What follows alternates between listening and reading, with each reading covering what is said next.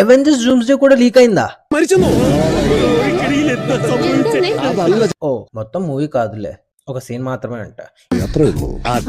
Even then ఎందుకేమని మావా, Sony అంటే దానికో హిస్టరీ చచ్చి ఉంది, నీకేమైంది ఏంటి? ఇది ఇన్సైడ్ జాబా? మరి ఏం చేశారు?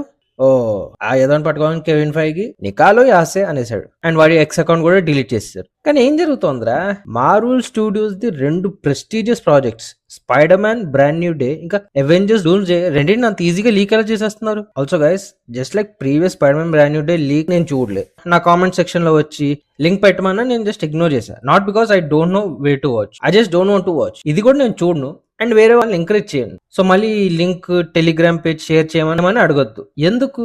ఆ థ్రిల్ ని డిస్టర్బ్ చేసి ఏదైనా ఎందుకు మనకి? ఏంటి ఇప్పుడు అసలు నీకు ఎందుకు ఇవన్నీ, ఎందుకు అలా అంటే ఏంది, ఎందుకు ఇవన్నీ ఎందుకు బాగానే చేసుకుంటున్నావు కదా సినిమా? ఆల్సో ఎక్స్ లో పెద్ద టాక్ స్టార్ట్ అవుతుంది దట్ ఇది ఏఐ ఫుటేజ్ లేదా షూటింగ్ అని ముందు క్రియేట్ చేసిన డిజైన్స్ అంట.